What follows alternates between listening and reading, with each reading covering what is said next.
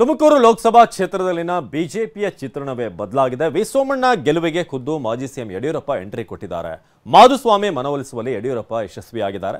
ಆದರೆ ಸದ್ಯಕ್ಕೆ ನಾನು ಪಕ್ಷ ಬಿಡಲ್ಲ, ಆದರೆ ವಿ ಸೋಮಣ್ಣ ಅವರಿಗೆ ಬೆಂಬಲ ನೀಡೋ ಬಗ್ಗೆ ನಾನು ಇನ್ನೂ ಕೂಡ ಚಿಂತಿಸಿಲ್ಲ ಅಂತ ಮಾಧುಸ್ವಾಮಿ ಹೇಳಿರೋದು ಕುತೂಹಲಕ್ಕೆ ಕಾರಣವಾಗಿದೆ.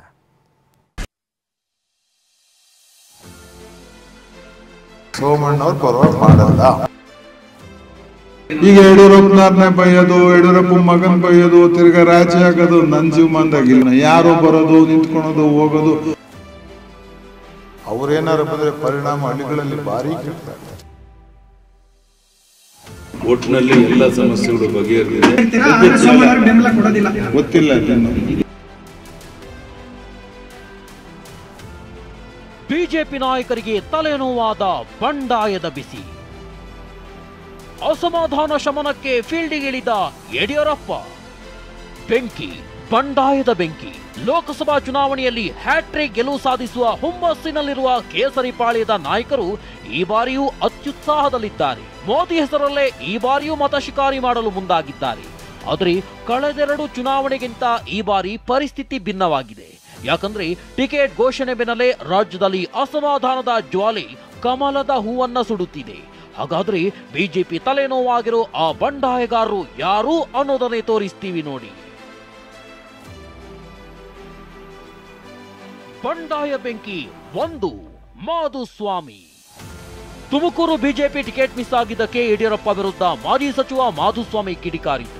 ವಿ ಸೋಮಣ್ಣ ಪರ ಪ್ರಚಾರ ಮಾಡೋದೇ ಇಲ್ಲ, ನನಗೆ ಟಿಕೆಟ್ ಕೊಡಿಸೋದಕ್ಕೆ ಬಿಎಸ್ವೈ ಹೋರಾಟವೇ ಮಾಡಿಲ್ಲ ಅಂತ ಬೆಂಕಿಯನ್ನೇ ಉಗುಳಿದ್ರು. ಅಸಮಾಧಾನ ಶಮನ ಮಾಡೋಕೆ ಬಿಜೆಪಿ ನಾಯಕರು ಪ್ರಯತ್ನ ಮಾಡಿದ್ರು.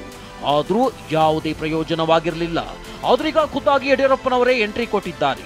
ಮಾಧುಸ್ವಾಮಿ ಜೊತೆ ಚರ್ಚೆ ನಡೆಸಿದ್ದಾರೆ. ಜೆಸಿ ಮಾಧುಸ್ವಾಮಿ ಸದ್ಯಕ್ಕೆ ಪಕ್ಷ ಬಿಡಲ್ಲ, ವಿ ಸೋಮಣ್ಣ ಬೆಂಬಲಿಸುವ ಬಗ್ಗೆ ಚಿಂತಿಸಿಲ್ಲ ಅಂತ ತಮ್ಮ ನಿಲುವಿಗೆ ಬದ್ಧರಾಗಿದ್ದಾರೆ ಅಂತ ಬಿಎಸ್ವೈ ಹೇಳಿದ್ದಾರೆ.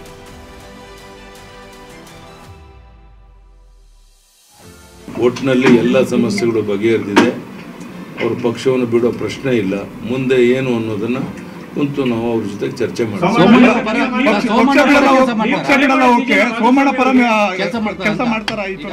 ಅವ್ರಿಗೆ ಬಿಟ್ಟದ್ದು, ನಾನು ಯಾವುದೇ ವಿಷಯ ಪ್ರಸ್ತಾಪ ಮಾಡಿಲ್ಲ. ಅದ್ರ ಬಗ್ಗೆ ಏನು ನಾವು ಚರ್ಚೆ ಮಾಡಿಲ್ಲ. ಪಾರ್ಟಿ ಬಿಡಲ್ಲ, ಇಲ್ಲೇ ಇರ್ತೀರಾ, ಬೆಂಬಲ ಕೊಡೋದಿಲ್ಲ. ಗೊತ್ತಿಲ್ಲ. ಬಂಡಾಯ ಬೆಂಕಿ 2, ಸಂಗಣ್ಣ ಕರಡಿ. ಬಿಜೆಪಿ ಟಿಕೆಟ್ ಸಿಗದಿದ್ದಕ್ಕೆ ಸಂಸದ ಸಂಗಣ್ಣ ಕರಡಿ ಅಸಮಾಧಾನಗೊಂಡಿದ್ದಾರೆ. ನಿನ್ನೆ ಸ್ವಾಭಿಮಾನಿ ಸಮಾವೇಶ ನಡೆಸಿ 4-5 ದಿನ ಬಿಟ್ಟು ನಿರ್ಧಾರ ತಿಳಿಸುವುದಾಗಿ ಹೇಳಿದ್ರು.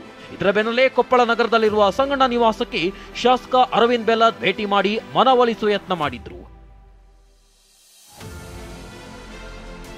ಇತ್ತ ಬಿಜೆಪಿ ಅಸಮಾಧಾನಗಳನ್ನೇ ಅಸ್ತ್ರ ಮಾಡಿಕೊಳ್ಳಲು ಯತ್ನಿಸಿರುವ ಕೈಪಡಿ ಸಂಸದ ಸಂಗಣ್ಣ ಕರಡಿಗೆ ಗಾಳ ಹಾಕಿದ್ದಾರೆ. ಸಂಗಣ್ಣ ಕಾಂಗ್ರೆಸ್ಗೆ ಬಂದ್ರೆ ಸ್ವಾಗತ ಅಂತ ಸಚಿವ ಶಿವರಾಜ್ ತಂಗಡಗಿ ಹೇಳಿದ್ದಾರೆ. ನಮಗೊಂದು ಒಳ್ಳೆ ಸಿಗ್ನಲ್ ಬಂದಿದೆ. ಮುಂದಿನ ದಿನಮಾನದಾಗ ನೋಡೋಣ.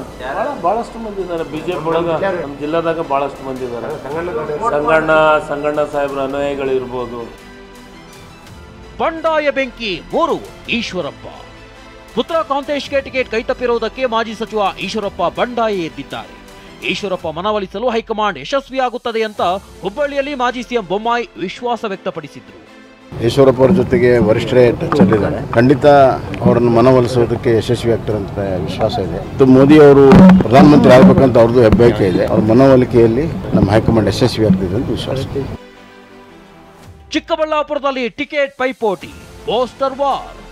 ಇದು ಬಂಡಾಯದ ಕಥೆಯಾದ್ರೆ ಇತ್ತ ಚಿಕ್ಕಬಳ್ಳಾಪುರದಲ್ಲಿ ಟಿಕೆಟ್ ಪೈಪೋಟಿ ಜೋರಾಗಿದೆ. ಡಾಕ್ಟರ್ ಕೆ ಸುಧಾಕರ್ಗೆ ಅಭಿನಂದನೆ ಕೋರಿ ಅಭಿಮಾನಿಗಳು ಪೋಸ್ಟರ್ ಹಾಕಿದ್ದಾರೆ. ಇದಕ್ಕೆ ಎಸ್ಆರ್ ವಿಶ್ವನಾಥ್ ಕಿಡಿಕಾರಿದ್ದಾರೆ. ವರಿಷ್ಠ ಮಂಡಳಿಯಿಂದ ಇನ್ನು ಯಾರು ಅಂತೇಳಿ ಅಧಿಕೃತವಾಗಿ ಅಭ್ಯರ್ಥಿ ಘೋಷಣೆ ಆಗಲಿಲ್ಲ. ಆದರೆ ಈಗಾಗಲೇ ಡಾಕ್ಟರ್ ಸುಧಾಕರ್ ಅವರ ಬೆಂಬಲಿಗರು ನಮಗೆ ಟಿಕೆಟ್ ಘೋಷಣೆ ಆಗಿದೆ ಅಂತೇಳಿ ಕೆಲವು ಕಡೆ ಎಲ್ಲ ಕೂಡ ಅಭಿನಂದನಾ ಫ್ಲೆಕ್ಸ್ಗಳನ್ನು ಹಾಕಿ ಮತ್ತು ಮುಂದಿನ ಕೇಂದ್ರದ ಆರೋಗ್ಯ ಸಚಿವರಿಗೆ ಅಭಿನಂದನೆಗಳು ಅನ್ನತಕ್ಕಂಥದ್ದನ್ನು ಹಾಕಿ ಭಾಳ ಉತ್ಸಾಹದಲ್ಲಿ ಎಲ್ಲ ಕಡೆ ಸ್ವಲ್ಪ ವ್ಯಾಟ್ಸಪ್ಗಳಲ್ಲೆಲ್ಲ ಕೂಡ ಹರಿಬಿಟ್ಟಿರೋದ್ರಿಂದ ಸ್ವಲ್ಪ ಗೊಂದಲಕ್ಕೆ ಎಡೆ ಮಾಡಿದೆ.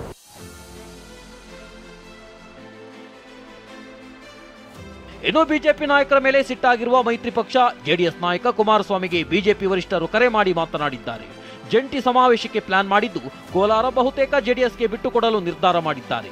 ಆದರೆ ಕೋಲಾರದಲ್ಲಿ ಬಿಜೆಪಿಗೆ ಬಂಡಾಯದ ಬಿಸಿ ತಟ್ಟುವ ಸಾಧ್ಯತೆ ಇದೆ. ಯಾಕಂದ್ರೆ ಸಂಸದ ಮುನಿಸ್ವಾಮಿ ಕೋಲಾರ ಟಿಕೆಟ್ಗೆ ಪಟ್ಟು ಹಿಡಿದಿದ್ದು ಕಳೆದ 3 ದಿನಗಳಿಂದ ದೆಹಲಿಯಲ್ಲೇ ಬೀಡು ಬಿಟ್ಟಿದ್ದಾರೆ. ಟಿಕೆಟ್ ಸಿಗದಿದ್ರೆ ಕೋಲಾರದಿಂದ ಪಕ್ಷೇತರವಾಗಿ ಸ್ಪರ್ಧಿಸುವ ಸಾಧ್ಯತೆಯನ್ನು ಅಲ್ಲಗಳೆಯುವಂತಿಲ್ಲ ಎಂದು ಹೇಳಲಾಗ್ತಿದೆ. Bureau report, TV9.